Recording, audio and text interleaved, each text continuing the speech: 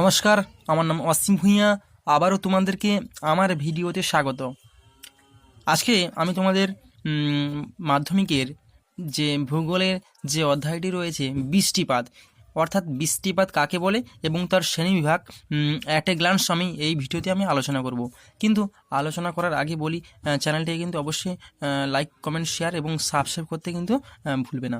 ওকে, তাহলে মূল টপিকে ফিরে আসা যাক, যে বৃষ্টিপাত। বৃষ্টিপাত কাকে বলে?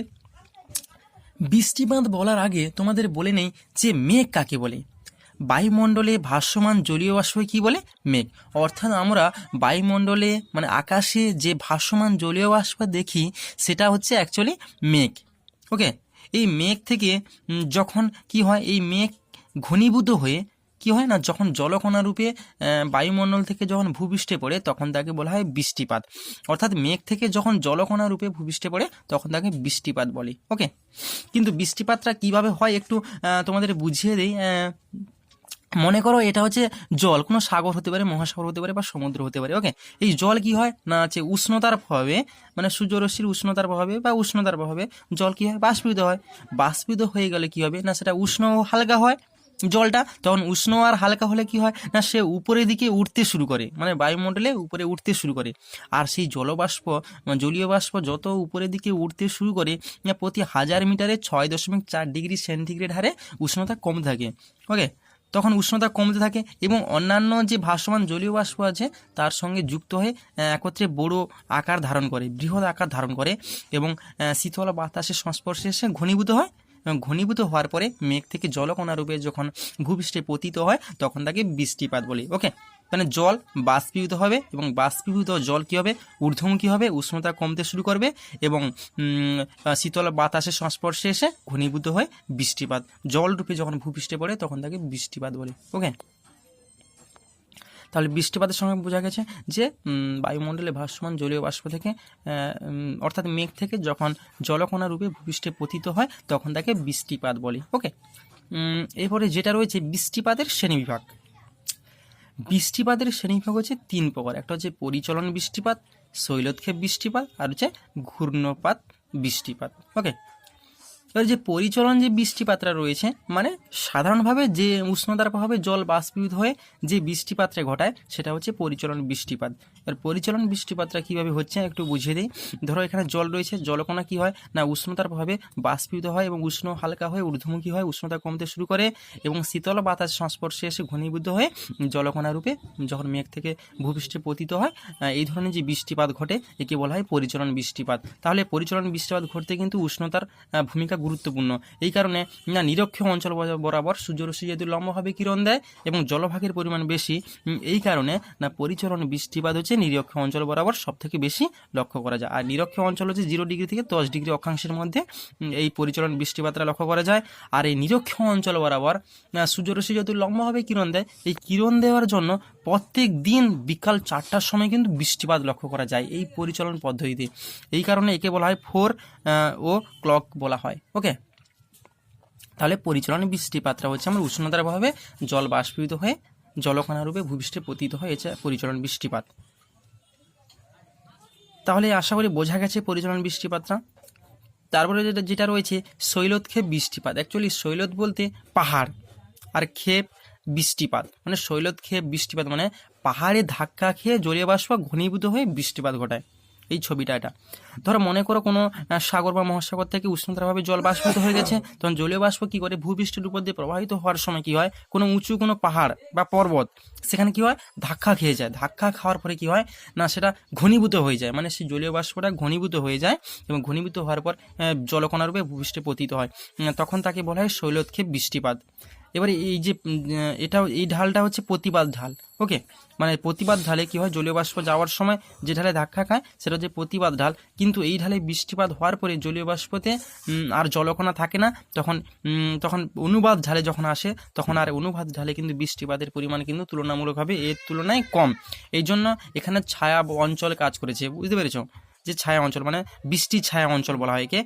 মানে প্রতিবাদ ঢালে যেহেতু জলীয় বাষ্প ধাক্কা খেয়ে বৃষ্টিপাত হয়ে যায়, আর অনুবাদ ঢালে ফিরে আস্তে আস্তে এখানে বৃষ্টিপাত হওয়ার পরে না এই জলীয় বাষ্পতে জলের পরিমাণ কমে যায়, ফলে এই ঢালে আসাকালীন এখানে বৃষ্টিপাতের পরিমাণ তুলনামূলকভাবে কম বা হয় না বললেই চলে।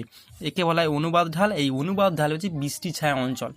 আমি উদাহরণস্বরূপভাবে বলতে পারি যে ভারতের যে পশ্চিমঘাট পর্বত রয়েছে, এদিকে দক্ষিণ পশ্চিম মৌসুমী শাখা যখন কেরালা, এদিকে কেরালা প্রচুর পরিমাণে বৃষ্টিপাত ঘটে না মালাবার উপকূলে, বৃষ্টিপাত ঘটার পরে এটা হচ্ছে পশ্চিমঘাট পর্বত যেটা মালাবার উপকূল, কিন্তু যখন পূর্বঘাটে প্রবেশ করে তখন কিন্তু বৃষ্টিপাতের পরিমাণ কিন্তু তুলনামূলকভাবে কম। তাহলে আমি বলতে পারি যে পূর্বঘাট অঞ্চল হচ্ছে বৃষ্টি ছায়া অঞ্চল। ওকে, তাহলে শৈলক্ষেপ বৃষ্টিপাত বলতে আমার না জলীয় বাষ্পপূর্ণ বায়ু যখন ভূপৃষ্ঠের উপর দিয়ে প্রবাহিত হওয়ার সময় কোনো উঁচু স্থানে মানে পর্বতে বা পাহাড়ের ধাক্কা খেয়ে ঘনীভূত হয়ে বৃষ্টিপাত ঘটায়। ওকে, সেটা হচ্ছে শৈলক্ষেপ বৃষ্টিপাত। এবারে শৈলক্ষেপ বৃষ্টিপাত হওয়ার কতগুলি শর্ত রয়েছে, মানে যেন সমুদ্রের কাছে মানে কোনো পর্বতের কাছে যেন সমুদ্রটি অবস্থান করে এবং পর্বতে যেন উপরে যেন চূড়ায় যেন বরফের অবস্থান থাকে, তাহলে কিন্তু ঘনীভূত হতে সুবিধা হয় আর কি জলীয় বাষ্পের। আর হচ্ছে জলীয় বাষ্পপূর্ণ বায়ু হচ্ছে পর্বতের সঙ্গে বা উঁচু কোনো ক্ষেত্রের সঙ্গে যেন সমকোণে ধাক্কা মারে।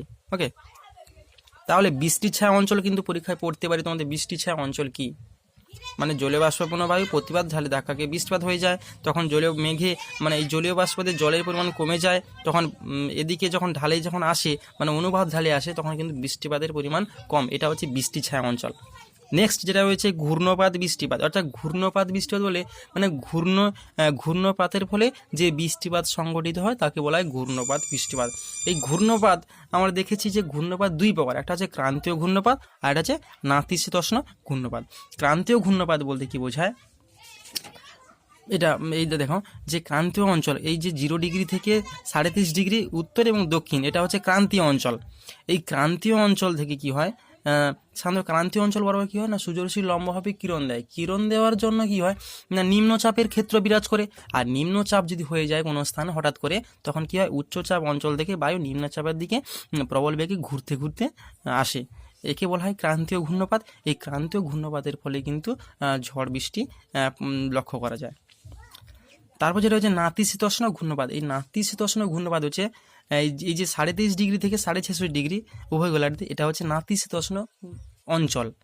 মানে এখানে সূর্যরশ্মি লম্বভাবে পড়েও না আর তীর্যকভাবে পড়ে না, এই জন্য উষ্ণও নয় আবার শীতলও নয়। ওকে, এখানে কি হয় সাধারণত দুটি বিপরীতধর্মী বায়ুপুঞ্জের মিলনের ফলে এই নাতিশীতোষ্ণ ঘূর্ণপাতের সৃষ্টি হয়। না এখানে মেরু অঞ্চলে রয়েছে, মানে তোমরা কিন্তু চাপ বলয়ের অবস্থানটা কিন্তু ভালোভাবে জানতে হবে ঘূর্ণপাতটা পড়তে হলে। ওকে, এখানে রয়েছে কি সুমেরু উচ্চচাপ বলয়, এখানে রয়েছে সুমেরু বৃত্ত প্রদেশ নিম্নচাপ বলয়, এখানে রয়েছে কর্কটীয় উচ্চচাপ বলয়। তাহলে উভয় গোলার্ধে উচ্চচাপ অঞ্চল থেকে কি হয় না উচ্চচাপ অঞ্চল থেকে শীতল ও ভারী বায়ু, আর এখানে রয়েছে নিম্নচাপ অঞ্চল, তাই নিম্নচাপ অঞ্চল থেকে এখান থেকে কর্কটীয় উচ্চচাপ অঞ্চল থেকে কি বায়ু প্রবাহিত হয় না পশ্চিমা বায়ু। এই পশ্চিমা বায়ু আর হচ্ছে মেরু বায়ু দুটা বিপরীতধর্মী বায়ুপুঞ্জে মিলনের ফলে এখানে কিন্তু ঘূর্ণিপাতের সৃষ্টি হয় এই নাতিশীতোষ্ণ অঞ্চল বরাবর, এটা হচ্ছে নাতিশীতোষ্ণ ঘূর্ণপাত।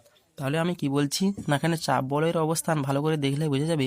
এখানে রয়েছে সুমেরু বৃত্ত প্রদেশ সুমেরু উচ্চচাপ বলয়, এখানে রয়েছে সুমেরু বৃত্ত প্রদেশ ও নিম্নচাপ বলয়, এখানে রয়েছে কর্কটীয় উচ্চচাপ বলয়। এই কর্কটীয় উচ্চচাপ বল থেকে পশ্চিমা বায়ু আর এই মেরু অঞ্চল থেকে মেরু বায়ু এই বিপরীতধর্মী বায়ুপুঞ্জের মিলনের ফলে মানে এটা হচ্ছে শীতল বায়ু, এটা হচ্ছে ভারী বায়ু, এই দুটো বায়ু মিলনের ফলে কিন্তু যে ঘূর্ণপাতের সৃষ্টি হয় সেটা হচ্ছে, এই জন্য আমি লিখেছি না যে এখানে যে রয়েছে